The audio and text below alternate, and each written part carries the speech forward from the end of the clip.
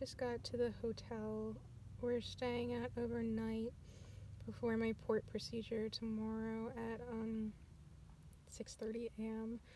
And then we're probably gonna stay over another night because I'm getting chemo like immediately after that, and I have to do labs and like talk to my doctor and shit like that. So it's gonna be like an all-day affair. So we're here in Waynesburg, which is about 20 minutes outside of Morgantown, because we got the hotel kind of last minute, and it's basically like the middle of nowhere. It's like there's like nothing here. It's not like I'm gonna go out and party or whatever, so it's kind of irrelevant to me. My dad's inside getting the room and the key card and whatever, and then I'm gonna go in and try to eat something. I haven't really been able to eat because my stomach was like totally fucked after drinking all that laxative. So I keep getting hungry, but I can't eat anything because it hurts too much, which is, awesome. I'm sure I'm gonna feel great tomorrow. But, I slept a lot last night for the first time. Actually, for the first time since like before my surgery. I'm like, were painkillers like actually stopping me from sleeping? Or maybe I just wore myself out like twitching and jerking around so much, or I don't know. But I slept a lot anyway. So hopefully, if I can be super well rested tonight, going in, I talked to my nurse today on the phone, and I was like, listen, I'm really messed up. Like, I was constipated and I was going through withdrawal. Like, can I still get chemo? And she was like, yeah, don't worry. We're gonna take care of you. Like, we're gonna like give you all these tests beforehand to like make sure like you're up for it, like your blood pressure and your heart rate, and test your electrolyte levels. And if you're not suitable for chemo, then we won't have you like start it today or tomorrow or whatever. So I was like, okay. She's awesome. Like, she's everything my doctor isn't, except my doctor is the one that actually removed the massive tumor from my body and saved my life. So I shouldn't really talk shit on him. But his bedside manner could be like a little bit better, I guess, is the only thing. So sometimes if you have someone who's so talented that they can remove like 2 tumors from your body without injuring you further, and also like several internal organs, then you just have to be grateful for what they can do, not who they are as a person or what they're like. So probably oh my god, I just saw a vending machine. I'm like so hungry, and I know I'm not gonna be able to eat anything besides baby food. So, I have that to look forward to. But I'll probably check in again once I get into the hotel, because frankly, this is the only thing like it's helping me to maintain my sanity. It's the only thing standing between me and complete and utter madness.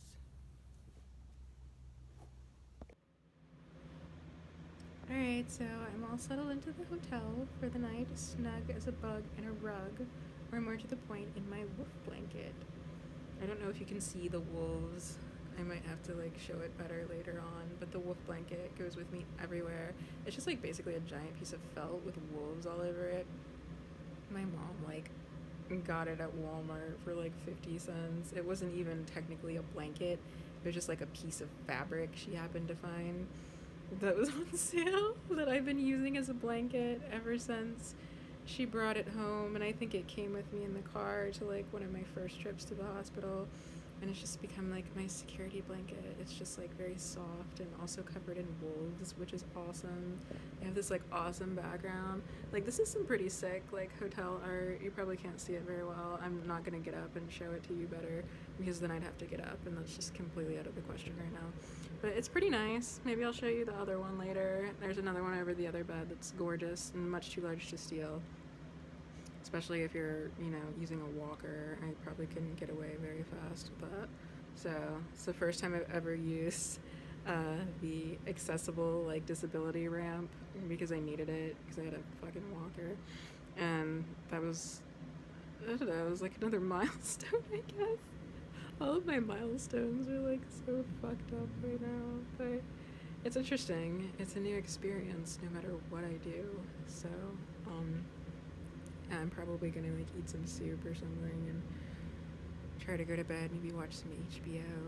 There's a documentary about the opioid crisis that I'm just dying to watch right now for obvious reasons. Oh god, I have to start using my other phone. My old phone is like a mic because I have a feeling the sound on these is going to be just awful and no one will be able. I'm terrified all my footage so far is like unusable because I haven't been using a mic, so I need to remember that from now on.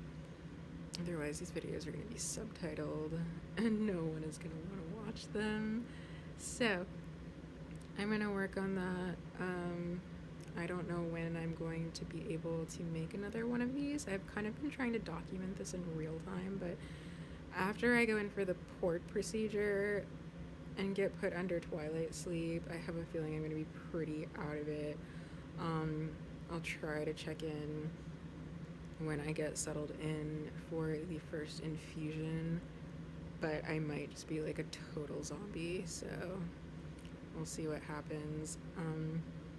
I don't feel like it feels like I should be really scared or nervous or like it's so passive being sick. You just lie there while people like do things to you to make you better, and it's hard and it's painful and it's physically, mentally, and emotionally draining, but like I'm fucking lying down. I need to stop cursing so much. I'm gonna get demonetized on like everything. I've been lying down for like the last like 2 to 3 months, so I'm a pretty sedentary person to begin with, so for me it's preferable to being stranded in the wilderness for several months. Although I think I would prefer to be in the wilderness. I could like pick up some really mean survival skills as opposed to being in a hospital, which I never want to see the inside of again, you know, as any sick person can tell you, I'm sure. But I guess I just feel like it's in God's hands, and I feel like Jesus is with me, and I feel like I'm loved and I will be taken care of. And I don't feel afraid. And I used to, the heater just kicked off and I'm like, oh my god, my sound, this whole video is just completely ruined. But that's okay. I don't feel afraid. I feel like everything's gonna be okay. So, I don't know, everything has already been so hard. It's like, what's one more thing at this point, or 2 more things? Like, everything that's being done for me is being done for my benefit. It's not being done to hurt me. It's being done because I was already hurt. I was already hurting, and this is to save me. So, as far as being an active participant in that process, like, I'm down to live, you know, down to live. That's what my merch is gonna say. Either that or it'll just have like a big wolf on it.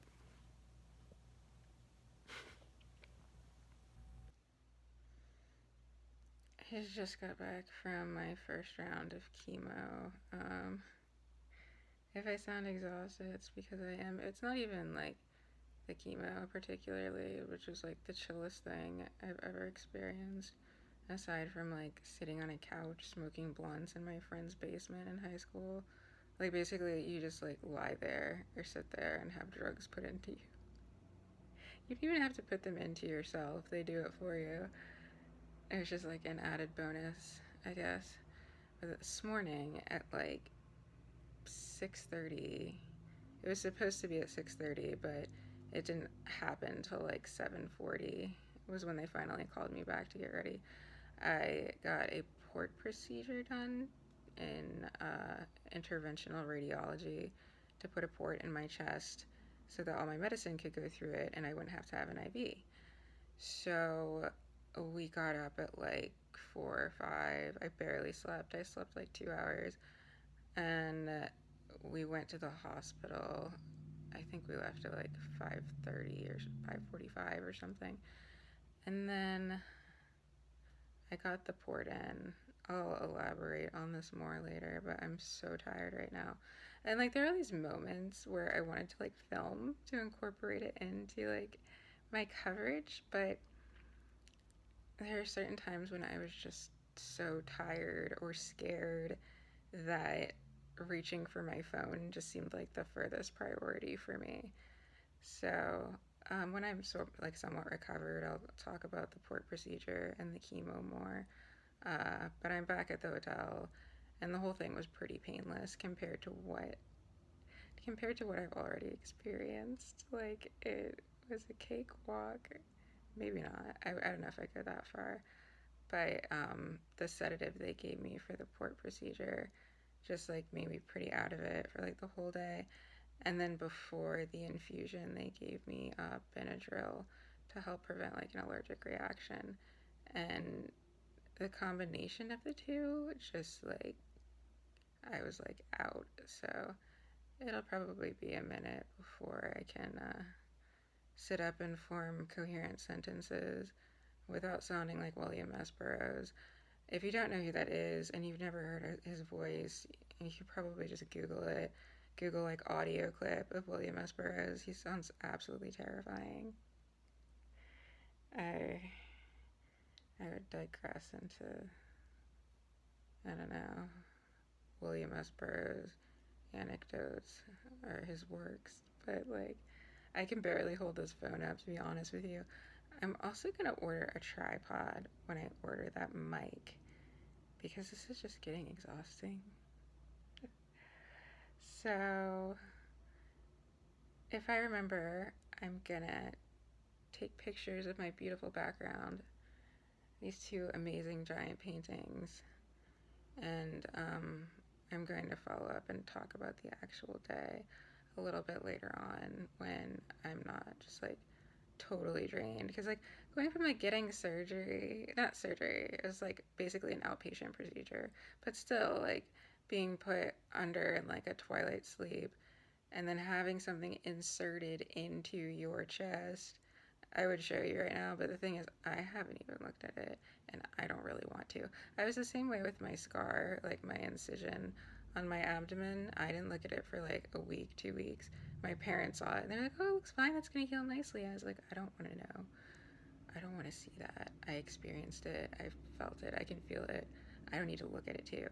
So that's kind of how I feel about the port right now, and I don't want to see it. I feel like the Terminator. I watched Terminator 2 with my dad last night on BBC, and it was like the most amazing thing I've ever seen. I guess I had never seen it, maybe like parts, but like not really seen and appreciated it. So, on that note, I'm not going to do that accent, but I'll be back.